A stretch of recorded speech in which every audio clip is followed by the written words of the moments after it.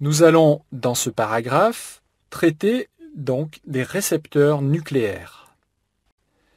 Les récepteurs nucléaires sont donc une famille de protéines qui vont se lier à la région promotrice des gènes, soit pour augmenter, soit pour réprimer la transcription de ces gènes en ARN messager. Ces récepteurs sont notés sur le schéma récepteur cytosolique, alors que je vous ai dit que nous allions parler des récepteurs nucléaires. En fait, nous allons voir que certains de ces récepteurs sont effectivement, avant la fixation du ligand, situés au niveau du cytosol, puis ensuite vont migrer vers le noyau, alors que d'autres sont déjà en position nucléaire. Les récepteurs nucléaires sont, nous l'avons dit, des facteurs de transcription. Ce sont des facteurs de transcription particuliers qui vont donc être activés par des ligands lipophiles, ligands qui sont d'ailleurs souvent de nature lipidique. Ces ligands peuvent être des hormones circulantes ou encore des médiateurs qui vont être synthétisés par la cellule elle-même, ou encore ce seront les métabolites cytosoliques d'un médiateur extracellulaire. Certains de ces récepteurs nucléaires sont donc présents, je vous l'ai dit, dans le cytosol et vont ensuite migrer dans le noyau.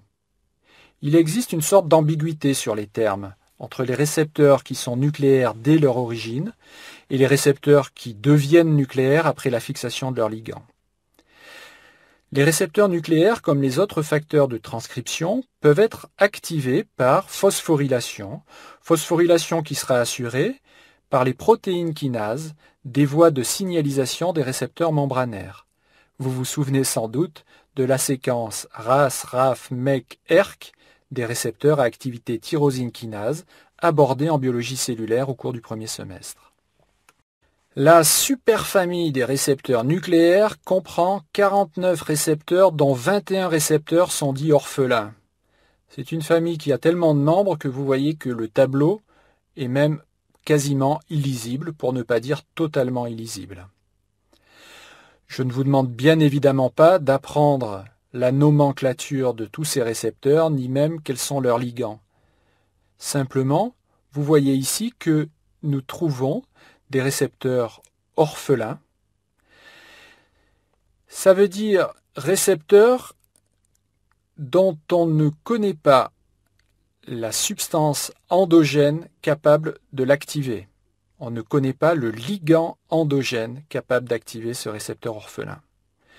C'est très intéressant ces récepteurs orphelins car ils sont autant de promesses de nouvelles stratégies thérapeutiques. Il y a évidemment énormément de travaux qui portent sur une meilleure connaissance de ces récepteurs orphelins. Les récepteurs nucléaires sont constitués d'un enchaînement de 410 à 1000 acides aminés qui sont répartis en 6 domaines. Ces domaines ont été baptisés de façon assez heureuse A, B, C, D, E et F. Le premier domaine, qui est le domaine AB, est un domaine de longueur et de structure très variable d'un récepteur à l'autre. Il comprend notamment un motif qui a été nommé motif AF1, qui est capable de lier des coactivateurs de ces récepteurs. Le domaine C est un domaine de liaison d'interaction avec l'ADN. Au contraire du domaine AB, celui-ci est extrêmement bien conservé et c'est un domaine qui se caractérise par un double repliement.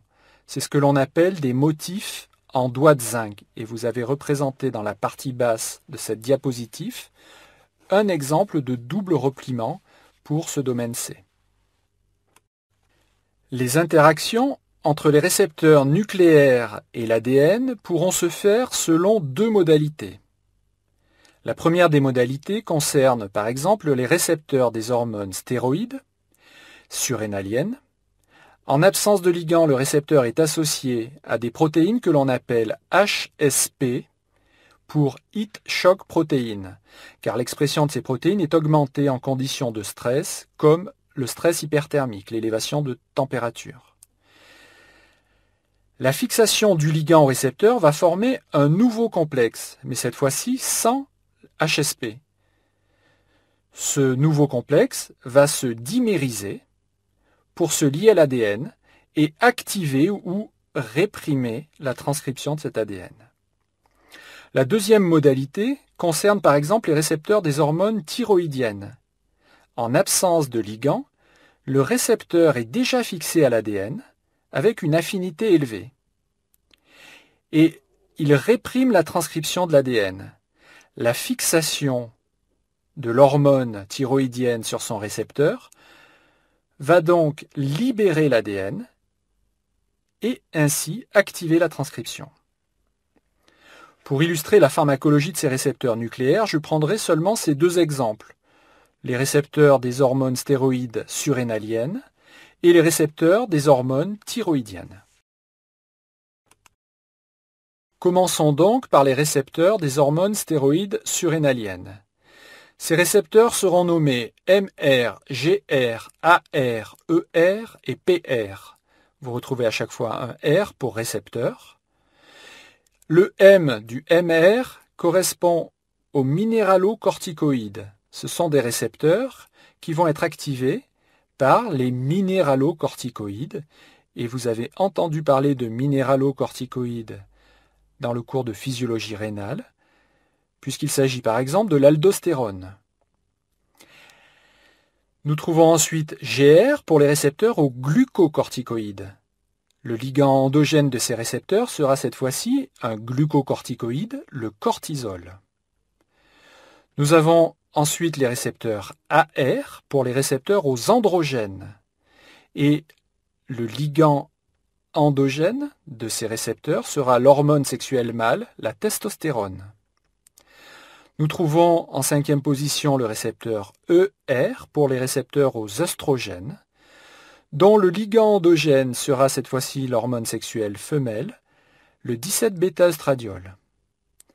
Enfin, pour finir, le récepteur PR pour les récepteurs aux progestagènes, dont le ligand endogène sera l'autre hormone sexuelle femelle, la progestérone. Toutes ces hormones stéroïdes sont synthétisées à partir du cholestérol. Elles possèdent une structure très proche, mais des fonctions très variées. Pour illustrer cette famille de récepteurs, je ne vais choisir là encore qu'un seul exemple. Ce sera l'exemple des récepteurs GR pour glucocorticoïdes. Les récepteurs GR sont tous issus d'un gène unique. Ce gène va coder pour deux protéines, GR-alpha et GR-bêta. Nous avons donc deux sous-types de récepteurs GR représentés par GR-alpha et GR-bêta. GR-alpha est considéré comme étant le récepteur fonctionnel des corticoïdes. Il est présent dans tous les tissus et il va réguler la transcription de nombreux gènes. Le principal activateur de ce récepteur est, nous l'avons dit, un corticoïde endogène, le cholestérol, qui va être synthétisé par les glandes surrénales. Les effets du cortisol sont multiples.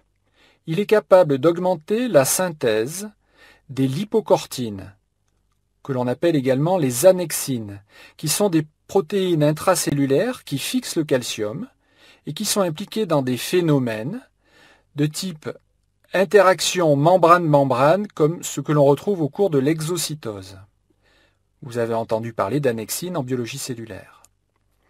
Le cortisol va augmenter également la synthèse d'enzymes de nombreuses voies métaboliques. Stimulation de la néoglucogénèse, du catabolisme des protéines et redistribution des graisses au niveau de la face et du cou.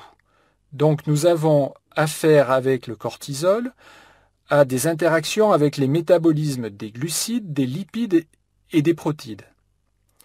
Le cortisol, enfin, va diminuer la synthèse de TNF-alpha et d'interleukine 1 et il va également diminuer la synthèse de deux enzymes, cyclooxygénase, ou COX, et NO-synthase. Ces deux enzymes, ainsi que le TNF-alpha et l'interleukine 1, sont des facteurs qui sont impliqués dans les phénomènes inflammatoires. Les corticoïdes, utilisés en thérapeutique, que l'on appelle également glucocorticoïdes par rapport à leur effet sur le métabolisme glucidique, seront donc tous des agonistes du récepteur GR-alpha. Ce sont des anti-inflammatoires qui sont utilisés dans de nombreuses indications, et ce sous de multiples formes galéniques. Nous allons les utiliser en inhalation, dans le traitement de l'asthme ou de la BPCO pour bronchopneumopathie chronique obstructive, donc une maladie pulmonaire. Nous allons les utiliser en gouttes ou en spray nasal dans le traitement des rhinites allergiques. Nous allons enfin les utiliser en collyre contre les inflammations oculaires, ou encore en crème ou en pommade contre l'eczéma, les dermatites, en infiltration intra-articulaire dans des phénomènes inflammatoires articulaires, ou encore par voie orale dans un certain nombre d'états inflammatoires sévères, ou encore pour leur capacité d'immunosuppresseur à la suite de transplantation d'organes. Pour le moment, les antagonistes du récepteur GR-alpha n'ont pas d'indication thérapeutique. Si nous cherchons dans le dictionnaire Vidal, que je vous ai représenté sur cette diapositive, qui regroupe les monographies de toutes les spécialités commercialisées en France, nous trouvons au paragraphe qui traite de la pharmacodynamie d'un glucocorticoïde, le bécotide, autres médicaments pour les syndromes obstructifs des voies aériennes, glucocorticoïdes par voie inhalée, et on nous explique qu'en inhalation, il exerce un effet anti-inflammatoire, essentiellement local, sur la muqueuse bronchique. Eh bien, vous savez de quoi procède cet effet anti-inflammatoire, puisque le TNF-alpha, l'interleukine 1 sont des cytokines pro-inflammatoires, puisque les enzymes que nous avons évoquées précédemment, COX et NO synthase, sont également impliquées dans des phénomènes inflammatoires. Si nous consultons ensuite le paragraphe qui traite des effets indésirables de ce glucocorticoïde, nous trouvons le risque de survenue d'effets systémiques liés à la corticothérapie inhalée est minime, mais il ne peut pas être exclu aux doses élevées. On a décrit avec la corticothérapie par voie inhalée des observations d'amincissement cutané, d'hématomes sous-cutanés, de dépression des fonctions surrénaliennes, etc., de ralentissement de croissance. Et j'ai choisi de vous représenter sur cette diapositive un des effets métaboliques indésirables des corticoïdes. Il s'agit de la redistribution des graisses au niveau de la face et du cou. Vous voyez particulièrement sur la partie arrière de cette personne, ce qu'on appelle la bosse de bison, qui est donc un effet métabolique des corticoïdes. Il s'agit bien évidemment de quelqu'un qui a pris des corticoïdes pendant des périodes longues probablement et à des posologies relativement élevées. Lorsqu'on va utiliser des corticoïdes inhalés pendant des périodes courtes, le risque de présenter ce type d'effet indésirable est relativement négligeable. Revenons maintenant sur les récepteurs nucléaires pour parler des récepteurs des hormones thyroïdiennes. Ces récepteurs thyroïdiens sont au nombre de 2, issus eux aussi de 2 gènes distincts. Ils sont activés par des hormones thyroïdiennes, T3, T4, qui sont les 2 hormones thyroïdiennes produites donc par notre glande thyroïde. Mais ils vont être activés, ces 2 récepteurs, par ces 2 hormones thyroïdiennes avec des affinités différentes. Cette notion d'affinité vous sera expliquée également par Françoise Tank dans les chapitres suivants. L'expression des 2 types de récepteurs se fait non seulement dans des tissus différents, mais se fait également à différents temps du développement. Le récepteur TR-alpha est un récepteur fœtal, alors que le récepteur TR-bêta est exprimé chez l'adulte et notamment au niveau cardiaque. Ces 2 récepteurs vont réguler la transcription de gènes des enzymes du métabolisme. Nous retrouvons là donc un effet métabolique important avec ces hormones thyroïdiennes. Si nous retournons dans le dictionnaire Vidal, nous trouvons parmi les médicaments d'endocrinologie un médicament proposé dans le traitement substitutif des hypothyroïdies, médicament qui s'appelle le Sinomel. Je vous ai mis ici donc le nom de la spécialité. Et qui renferme comme principe actif de la liothyronine. C'est une variante au traitement opothérapique, terme que vous avez rencontré au premier semestre dans le cours d'histoire de la pharmacie de Patrice Trouillet, et qui consistait à traiter des patients avec des extraits tissulaires d'origine animale. Aujourd'hui, on va choisir plutôt une forme synthétique de l'hormone thyroïdienne T3 naturelle lévogir, notée LT3, et donc cette forme synthétique s'appelle la liothyronine. Elle va posséder des activités biologiques parmi lesquelles nous pouvons citer une élévation du métabolisme basal ou encore une inhibition de sécrétion de la TSH qui est responsable physiologiquement du contrôle de la libération d'hormones thyroïdiennes. Je ne vous demande pas de retenir la deuxième de ces activités que vous reverrez dans vos cours d'endocrinologie plus tard. Si nous consultons pour cette spécialité le paragraphe qui concerne une fois encore les effets indésirables, nous noterons qu'il existe sous cynomel des signes d'hyperthyroïdie comme la tachycardie, les troubles du sommeil, l'excitabilité, les patients deviennent irritables, des maux de tête, donc des céphalées, la fièvre, des sueurs, des amaigrissements rapides, des diarrhées, etc.